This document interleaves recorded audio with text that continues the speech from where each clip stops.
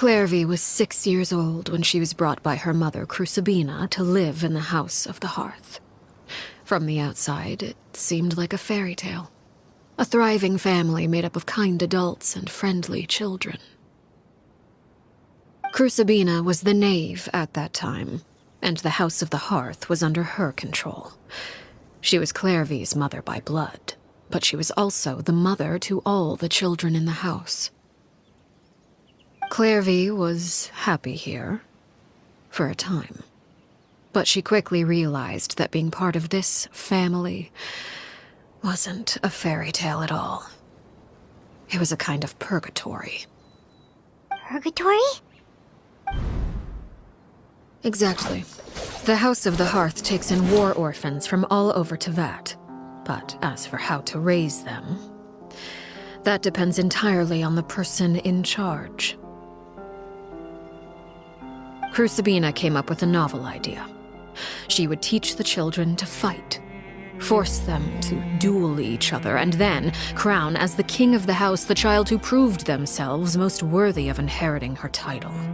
It's difficult to estimate the number of children who died or were maimed in the process. There's little I can say about the ones who died. The ones that emerged with permanent injuries, on the other hand, well, they still served a purpose.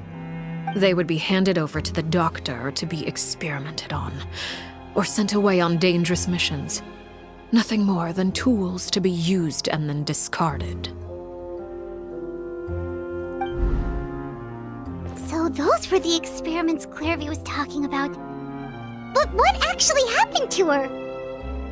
You said that Clairvy was Crucibina's daughter, so if Clairvy tried to convince her to stop what she was doing, Crucibina probably would have listened, right? Despite being Clairvy's mother, Crucibina cared little for her daughter. She forced Clairvy to join the House of the Hearth only as a means to demonstrate her own impartiality as a mother, to prove that she treated all her children equally. Clairvy did try to convince her mother to change her ways, but it was to no avail. After her efforts failed, the only other option was to rise up and try to fight back. Unfortunately, the other children had already been thoroughly indoctrinated into the illusion of happiness Crucibina had created. Of course, there was one exception. Someone Clairvy's age who knew the truth about the House of the Hearth. Her name was Peruere. Wait, the friend that Clairvy mentioned? Friend, huh? I suppose we can call her that for now. Clairvy was a cheerful and passionate person with a tenacious spirit. Peruere, on the other hand, was rather cold-blooded. Her cold-blooded nature allowed her to see through Crucibina's facade. Yet, it was also this cold-bloodedness that prevented her from acting against it. At least at first.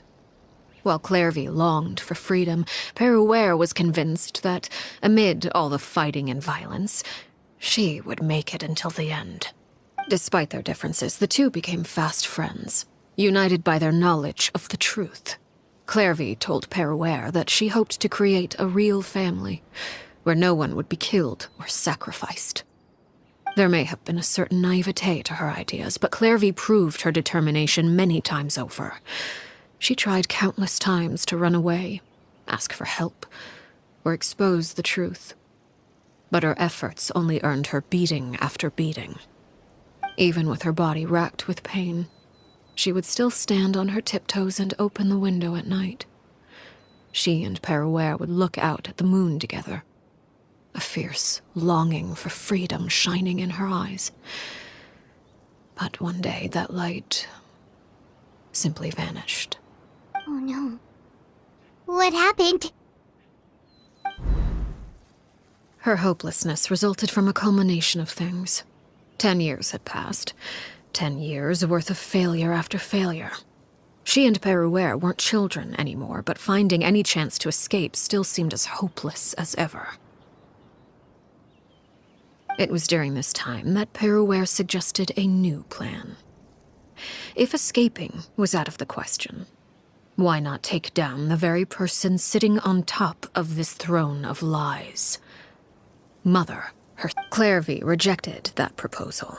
She claimed that, as a famous harbinger, Crucibina possessed an unimaginable amount of power. Trying to kill her would have an incredibly low chance of success. Clairvy never gave another reason, but Peruere could see it written all over her face. Clairvy still thought of Crucibina as her mother. Killing her own flesh and blood was a line she couldn't bring herself to cross. If she couldn't escape and fight back, then only one option remained. Precisely. Death was the only way that she felt she could be free. It happened during a duel. When she arrived at the dueling ring that day, her partner turned out to be none other than Peruere, the very person that had stood by her side all those years.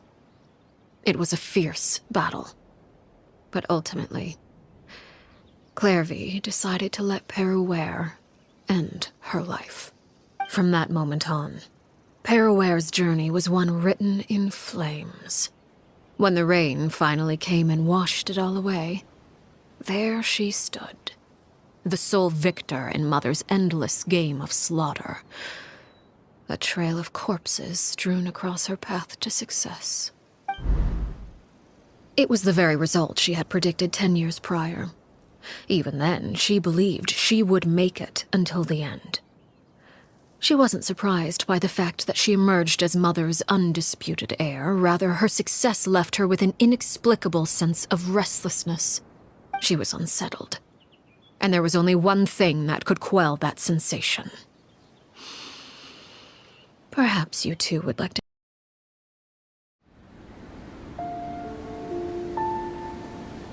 Clairvy, you've worked tirelessly from the shadows to overthrow the House of the Hearth. Now, by my authority as the Knave, I shall announce how this matter ends. You are hereby expelled from the House of the Hearth. You are no longer tied to this place, nor are you bound by its rules. You're saying that I can finally leave? I get to experience the outside world as well?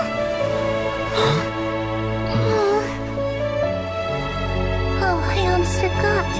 There's no getting older for me.